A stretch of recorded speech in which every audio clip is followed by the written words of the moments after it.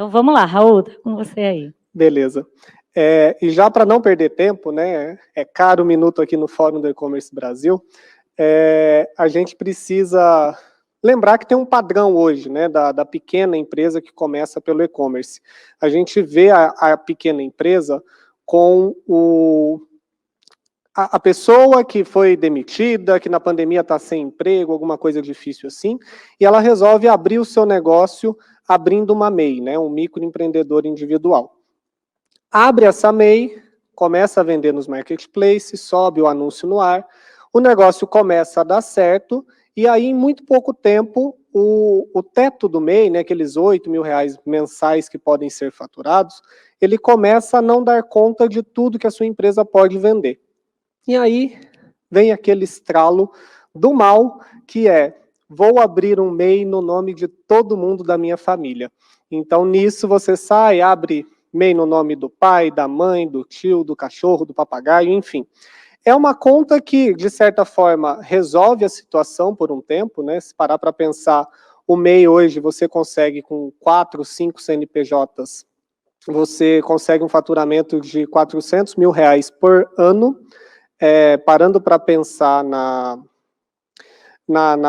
no projeto de lei que a gente tem de previsão de aumento do teto do MEI, ano que vem seria aí mais ou menos uns 650 mil de faturamento. Até não sei se vocês querem me dar o passador. Então, a gente já falou da família toda empreendedora, né? E do teto do MEI, se a gente somar 5 meses, hoje dá 400 mil por ano, se a gente somar 5 meses a partir do ano que vem, 650 mil reais. Só que isso é crime, né? Então, você abrir várias empresas no nome de laranja, todo mundo sabe bem o que é crime. Eu, quando lá abri a minha empresa em 2011, ela era MEI, eu era microempreendedor individual, e fui até 2013. 2014, minha empresa mudou para Simples Nacional, passou a ser uma ME. Naquele ano, 2013, eu segurei o meu faturamento, né, eu segurei a mudança para ME, porque eu já tinha estourado o teto do Simples naquela época, se eu não me engano era 60 mil só naquela época. Hoje, se você segura essa transição da MEI para ME, muito provavelmente você vai ser pego pela Receita. Por quê? Aqui em São Paulo, se o seu CNPJ é daqui de São Paulo, a gente já tem uma operação que foi batizada de MEI.com. Essa operação ela é exclusivamente voltada para empresas que são abertas e que vendem pela internet, como o nome sugere, né? E fora isso, se você emite nota fiscal, você deve ter visto que lá no maio, abril, a gente teve uma atualização no sistema da nota fiscal que passou a exigir o CNPJ do marketplace. Então, com essa alteração, a gente passou a informar o CNPJ do marketplace na hora de emitir a nota fiscal. O que isso quer dizer? Tudo está sendo cruzado, todas as informações estão disponíveis, então se você fizer alguma coisa errada, você com certeza vai ser pego pela Receita. E as empresas, continuando aquela historinha que eu estou contando, né, você abre MEI no nome da família inteira, começa mesmo assim a não ter faturamento disponível, você extrapola esses 600 mil, 400 mil que você tem no ano, seus negócios, essas MEIs, começam a virar ME. E aí a gente se depara com mais um monstro que a gente tem, que cria-se na nossa cabeça de empresário, que é, não posso sair do Simples Nacional. E aí a gente se apega ao Simples Nacional como se fosse Deus no céu, Simples Nacional na terra. E o Simples Nacional tem aquele teto de 3,6 milhões, tem o Crescer Sem Medo, que leva para 4,5, mas se você está nessa faixa, pelo amor de Deus, procure o seu contador, saia do Simples com urgência, porque não tem como esse Crescer Sem Medo dar certo, você precisa ir para o lucro presumido ou para o lucro real, mas vamos assumir que o teto é 3,6, e a gente se prende nesse 3,6, fica nele, e só para vocês terem uma ideia do tanto que isso pode ser prejudicial para o seu negócio, eu fiquei 3 anos estagnado no Simples Nacional, fazendo estratégia para não vender, para não passar de 3,6, o que não faz sentido nenhum. E no ano passado, que foi o meu primeiro ano dentro do regime normal, a minha empresa faturou, você quer chutar quanto? 21 milhões de reais. Então pensa tudo que eu perdi de faturamento nos 3 anos que eu fiquei preocupado em não sair do Simples Nacional. Tudo bem, eu tive uma pandemia que deu um boom danado no meu negócio, então eu tive sorte. Mas pare e pensa, será que é só sorte mesmo? Ou será que esse medo impede você de fazer planos, crescer e fazer a sua empresa ir para frente? E só para finalizar a parte errada da minha apresentação aqui hoje, eu vou reforçar com vocês que laranjal é crime, é evasão fiscal também. Então não pense que abrir uma empresa no nome de toda a família, que não é fácil de ser pego isso pela Receita, porque e mesmo se não fosse, né, você tem o fato de estar errado, né? Então, quanto mais certo você tiver, melhor é para o seu negócio. Eu acredito que eu aqui hoje sou a prova viva disso. E aí a gente começa a falar agora, nesse segundo bloco da minha apresentação, da parte certa do negócio. Evasão fiscal é crime, mas tem um ponto, um artifício que a gente pode usar, chamado elisão fiscal, que esse sim é permitido. Esse é o único texto que tem na minha apresentação, porque se você gravar isso na sua cabeça, para mim já está de excelente tamanho. Então, se você gravar que a definição de elisão fiscal é uma estratégia que visa reduzir a carga tributária de uma empresa através da omissão de fato gerador do tributo, ou seja, você procura maneiras legais de se pagar menos imposto. Então é isso que a elisão fiscal faz e é isso que você precisa usar na sua empresa. E aí é bem fácil pensar que o primeiro ponto para isso você precisa de um excelente contador cuidando da sua empresa. Isso é fato. Só que mais do que isso, você tem que começar a correr atrás de regime especial, de redução de ICMS, enfim, o seu contador precisa entender a dinâmica do e-commerce, entender que, na verdade, a gente tem 27 países dentro do nosso, cada estado é um país, existe guerra fiscal e você pode sentir ela na pele, muito cuidado com isso. E na questão de regime especial, você precisa correr atrás de informações e se atentar que Minas, Espírito Santo, Santa Catarina, todos são estados que já oferecem benefícios de redução de ICMS, redução ou isenção de substituição tributária, e muitas empresas de e-commerce já estão nesses estados, e pode ser que o seu concorrente, que tem aquele preço que você fala, onde esse cara arrumou esse preço? Pode ser que está lá a operação dele em um desses estados e é por isso, pela diferença de imposto, que ele vende mais barato que você que está aí me assistindo. Passado a parte do contador, vem a questão do advogado.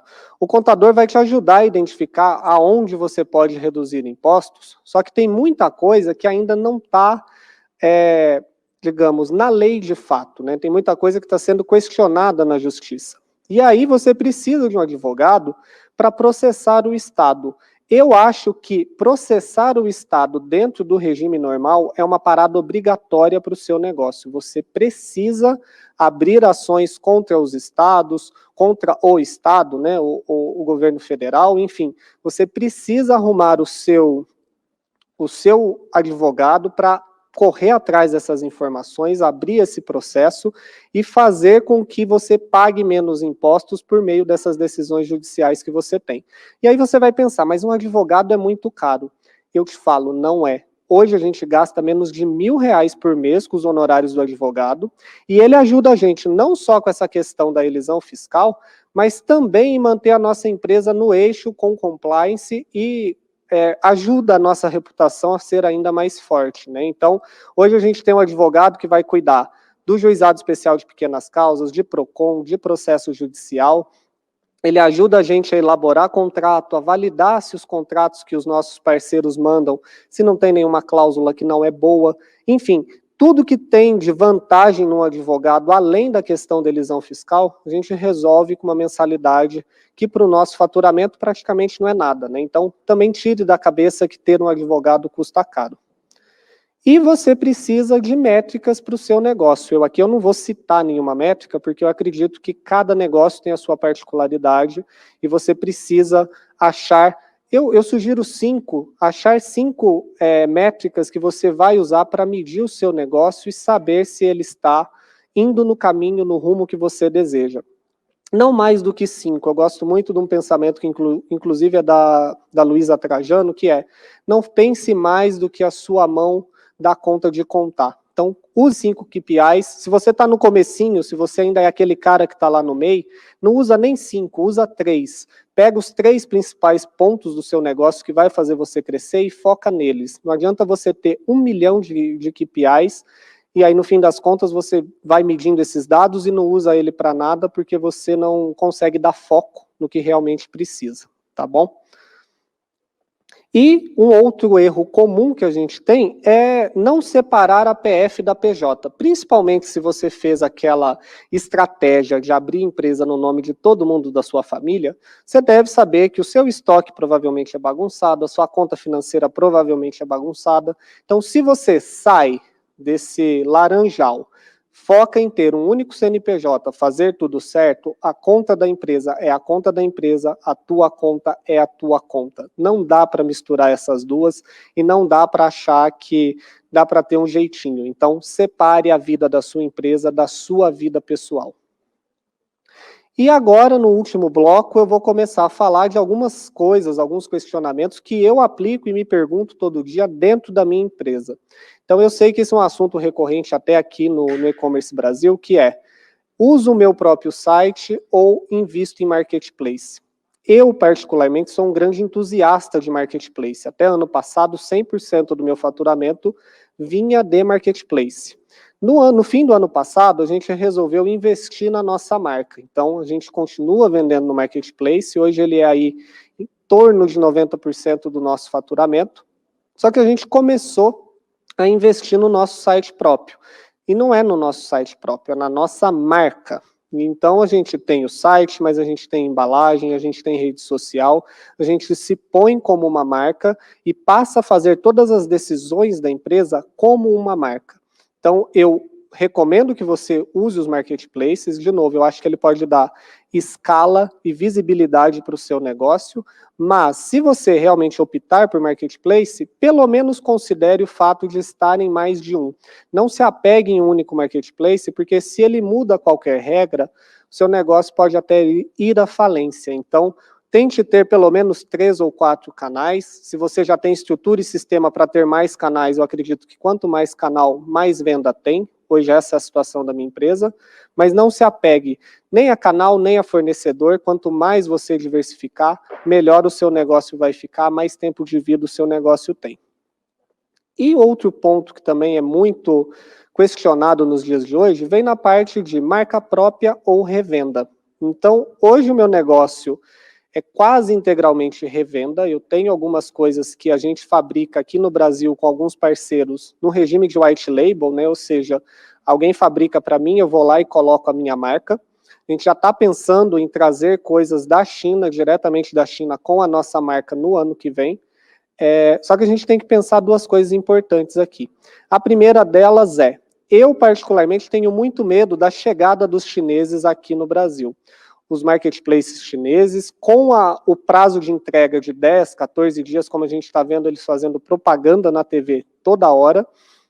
Lembrando que eles têm a vantagem de não pagar impostos e não pagar frete, então é uma concorrência desleal. Até a gente já ouviu o Fred ontem falando isso aqui na abertura do fórum. E além dessa questão do marketplace chinês estar aqui com prazo de entrega melhor e um SLA de serviço muito melhor, ainda tem um movimento natural da indústria que está passando a vender diretamente para o consumidor final através do marketplace. O que isso significa? Significa que a minha posição de distribuidor, fornecedor, enfim, chame como quiser, significa que essa minha posição na cadeia, ela está sendo deteriorada, ela provavelmente vai acabar em algum tempo. Então, você tem que olhar para isso e pensar em estratégias que você pode adotar. Ou a sua marca própria, ou ir atrás desses fornecedores e propor uma parceria, já que ele entende de fabricação e você entende de e-commerce. Enfim, tem vários movimentos. Eu acho que você não precisa se assustar com essa informação, caso você não tenha parado para pensar nela, mas é um ponto importante de se avaliar. e realmente tomar conta desse fator para você não ser pego de surpresa com um fornecedor seu falando, olha, não vou te vender mais porque agora quem vai vender diretamente sou eu. E eu ainda tenho um tempinho para falar, então antes do meu muito obrigado, eu vou falar umas outras coisinhas que a gente também discute na empresa. Eu acredito que o fulfillment é realidade no marketplace, a gente já até ouviu isso aqui nesse palco hoje mesmo, então a gente sempre se pergunta, né, vale a pena investir em fulfillment do marketplace? Eu acho que sim, a resposta de Lojas Mineiras para essa pergunta é sim. Hoje a gente está em todos os fulfillments possíveis, a gente usa o fulfillment do marketplace para fazer a nossa operação, para usar a estratégia de fulfillment para trazer mais venda dentro do marketplace. Vocês sabem que muitos marketplaces atrelam um número de venda maior ao fato de utilizar o serviço de fulfillment. E, por outro lado, a gente também está investindo na nossa operação própria. Então, o que eu falei para vocês lá no comecinho de abre uma empresa no Espírito Santo que lá paga menos imposto, é isso que Lojas Mineiras está fazendo. Então, a gente está reinaugurando a nossa operação do Espírito Santo, ela já existe há um ano, e lá a gente está com o armazém terceirizado, mas que, né, é nossa operação, é nossa logística, e com isso a gente consegue vender mais barato, com preço mais agressivo, usando aqueles benefícios fiscais que eu falei. Um outro ponto que a gente também teve muito burburinho, foi até assunto da minha palestra no Marketplace Conference, foi a questão da automação de atendimento, né? A nossa atendente virtual, a Jasmine.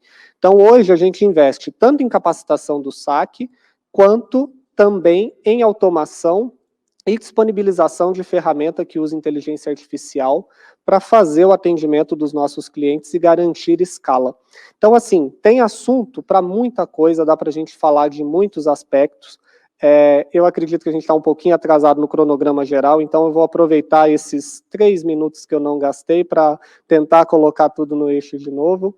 Eu agradeço mais uma vez a oportunidade de estar nesse palco, eu acredito que ele é o ápice para qualquer pessoa do e-commerce no Brasil. O e-commerce Brasil é uma casa, é uma família. A minha empresa chegou aonde está pelos contatos que eu fiz aqui, então não vejo a hora que você que está aí do outro lado da telinha esteja aqui aglomerando e fazendo um grande evento que eu espero que já seja o do ano que vem, Paula. Muito obrigado. Muito obrigado.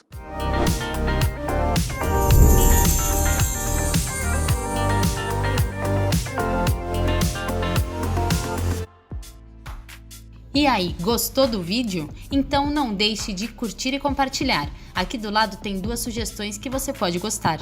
Até a próxima!